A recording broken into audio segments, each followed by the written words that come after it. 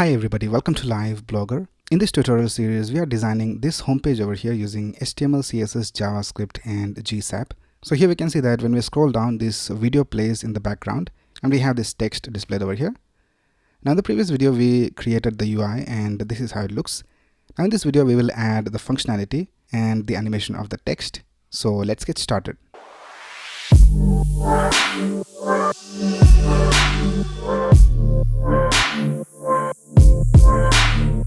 Now the first thing we need to do is we need to get the CDN of GSAP. So you can just go to the official website of GSAP, gsap.com, and go to docs and then go to installation, and if you scroll down we have the option of CDN, and in that we have this link.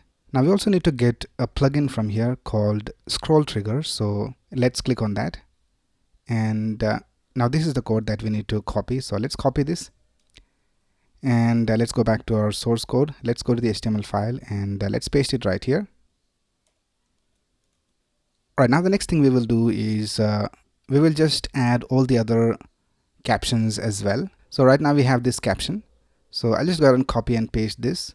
And we need to have 3 more of these captions. So this is the first one, then we have the second one, the third and the fourth. So we need to have 3 more captions. So I'll just duplicate this and paste it 3 more times, and let's go ahead and add the content. So I'll just delete all these active classes from here, and let's start with the content. The first one is already complete. Now let's go to the second section, which is this one right here. So we need to add this text, so I'll just go ahead and add that. We have twilight zone 200M, so let's add that. And then we have this text right here, so I'll just go ahead and quickly add all the captions that we need. Alright, so I have added all the captions that we needed, and I also added these 2 attributes called data start and data end. Now we're going to use these to display the correct captions at the specific scroll amount. So we just added 0 to 2.5 in the first caption, and for the second one we have added 2.5 to 5, and in this way we have added till 10. Now the next thing we need to do is we need to add a class to hide this hint and also the loader. So right now the loader is displayed over here, loading the descent. So we need to add a class to hide it when the video is loaded. So let's go to our style.css file and let's add some classes. So here for the hint, let's also type .gone. So when the hint is gone, we'll just set the opacity to 0 and pointer events to none. And let's go back and let's do the same for the loader. So here for the loader, let's type loader.gone. And here I'll just set the opacity to 0 and pointer events to none. Alright, now let's start with the JavaScript. So let's go to our index.html file and let's see whether we have linked it. So here we can see that we have linked the main.js file. So let's go to the file, and first of all let's select the elements that we need from HTML. So let's type const vid equals document.getElementById, and for the video we have an ID of vid. So let's add that over here. And then we need to select the progress bar. So let's type const progress equals document.getElementById, and it has an ID of progress. So let's type progress over here, and then we have the loader. Let's type document.getElementById. Let's type loader, and let's also type const hint. Let's say to document.getElementById, and let's type hint. So we have selected all these elements. Let's also get the captions. So let's type const captions equals document.querySelectorAll, and here let's type .caption. So for all the captions we have this class of caption. Right now let's create a function called whenReady, and this will return a promise when the video is loaded. So let's type function whenReady, and here let's type return new promise, and let's type resolve. Now here let's create a const called duration, and let's set it equal to the video duration if it is present. So if video duration is valid, then we'll just type vid.duration, or else we'll just set it to 10 seconds. And here we'll just go ahead and type resolve duration. So we'll just send back the duration. Now here let's check whether the video is ready. So let's type if vid.ready state, and if it is greater than 1, which means the video is ready, then we'll just call the ready function. And let's add an else over here, and if it is not ready, we'll just go ahead and type vid dot add event listener, and we'll just listen for the loaded metadata event. And if all the metadata is loaded, we'll just type ready. So we'll just call this function, and let's also type once true. So this will just remove the event listener automatically after running it one time. Alright, so this will notify us when the video is ready. So here let's type when ready, then. So when we get the promise, then we'll just go ahead and run this. So we'll also get the duration, so I'll just add that over here. And here first of all we need to remove the loader. So let's type loader.classList.add. Let's add the class called goOn, and let's also register the scroll trigger plugin in GSAP. So let's type GSAP.register plugin, and we need to type scroll trigger over here. So now let's go back, and now we can see that it has loaded. So let's reload this page once again, and we can see that when the video loads, the loader just disappears. Let's also set the progress bar to 0. So let's go back over here to the style.css file, and here for the progress, let's set the width to 0%. So by default it will be 0 at the beginning. Alright, now the next thing we need to do is we need to play the video based on the scroll.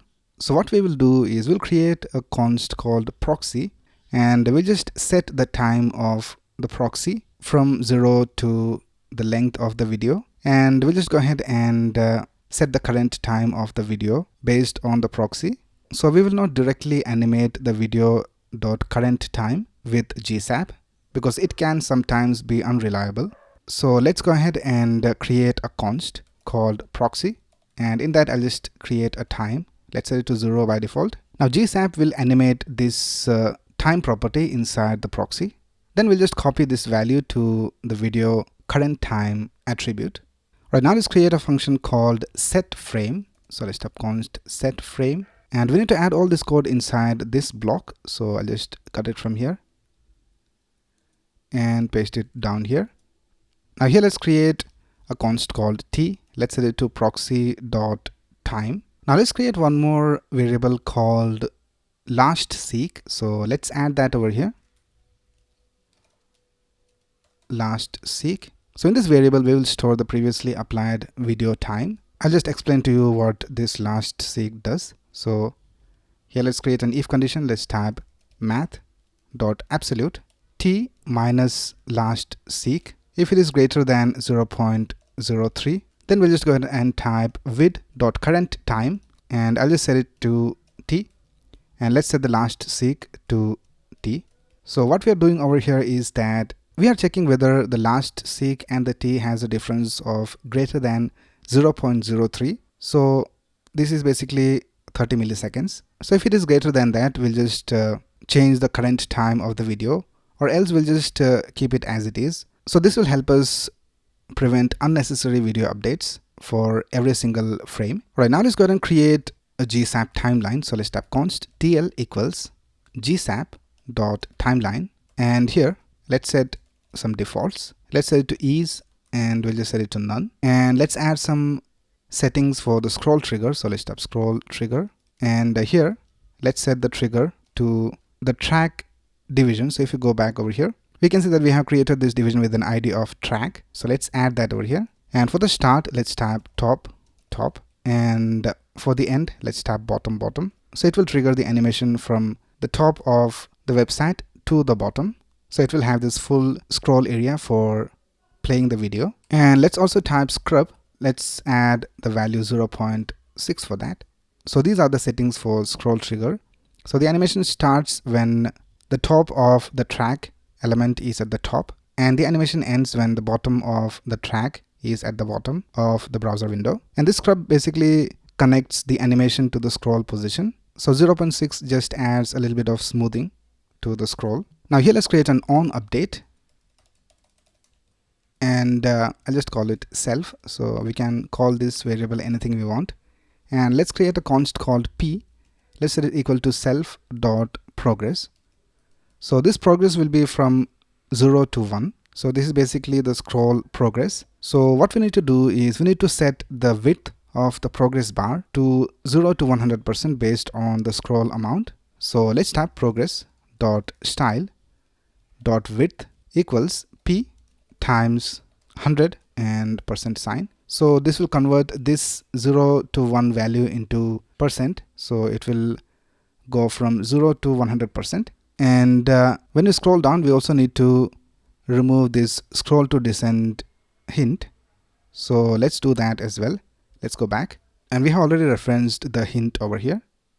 So let's type hint dot class list dot toggle. Let's toggle the class called gone. Now here let's also add a condition. So let's type p is greater than 0.02. So if the progress of p is greater than this value, then the hint will be gone. So let's see whether this works. Let's go back, and if you scroll down, we can see that the hint disappears, and if I scroll back up, the hint comes back up, and we will also see that the progress bar is working correctly. And if I scroll all the way to the bottom, we can see that the progress bar is 100%. So everything is working all right till now.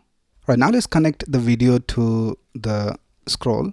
So let's tap tl.to, and we will change the values of proxy. So let's tap proxy over here, and here let's set the time of the proxy to duration. So we are getting the duration inside this function when ready. This is the video duration, and then let's tap duration, and let's set it back to duration, and let's add an on update, and here we'll just type set frame. So we'll just call this function set frame. So the set frame function basically sets the current time of the video to the t, which is the proxy time. Let's see whether this works. Let's go back, and let's scroll down, and we can see that the video is being played. So if you scroll down all the way to the bottom, we can see that we go to the end of the video. So the video scroll is working all right. Now the last thing we need to do is we need to display each captions one by one based on the scroll position. So let's go back. Let's do that. Let's tap captions dot for each, and let's call each of the captions caption. And here let's create a const called start. Let's set it to parse float. We just convert it into float. Let's tap caption dot dataset, and we have created a dataset called start and end. So let's use that. Here let's type start, and let's create a const called end. Let's type parse float caption dot dataset dot end, and here let's go ahead and type tl, which is the timeline. Let's type from to. So this will have a from state and also a to state. So for the from, let's type caption, and here let's type opacity 0 y 20, and let's go ahead and add the to. So here let's type opacity 1 and y 0. Let's also add a duration, and for the duration we'll just set the duration based on the start and the end of the caption. So here let's create a const called fade. Let's type math.min, and the maximum value should be 0.6, or let's also type end minus start divided by 3. So this will set the fade to the minimum value from these two values. So we are calculating the fade or the duration based on the start and the end that we put over here inside the HTML. So let's go back, and here let's type duration. Let's set it to fade. Now here let's go ahead and type start. So this will start at this position. And now let's create the to. So let's type dot to, and let's type caption, and here let's type opacity of 0, y of -20. Let's set the duration to fade, and here let's type end minus fade. So it will start fading out before the end of its specified time. And here at the end, let's type set frame, and let's also type scroll trigger dot refresh. Right, now let's go back and let's see whether everything is working all right. So let's reload, and this is how it looks. Let's scroll down, and the captions are not being displayed. So let's see what's the problem. Let's right click over here and go to inspect, and let's go to the console. So here we have an error. Here we have a typo for dataset. Let's fix that. Let's go back, and let's type data set over here. Let's go back and reload. So now we don't have any errors. So let's go back to our JavaScript. Let's see what's the problem. Here we have a typo for opacity. So let's fix that. I think we have it for 3 different places. So let's fix that opacity. Let's type opacity. Do that over here as well. So let's go back, and now let's scroll down, and now we can see that the captions are displayed correctly. So all the captions are displayed in the correct positions. So that's basically how you can create this scroll based video for your website using HTML, CSS, JavaScript, and GSAP. Right, so that's basically it for this video. If you have any doubts, you can ask in the comments below. And if you like this video, please click on the like button and subscribe to this channel to get the latest video updates. Thanks a lot for watching. Have a nice day.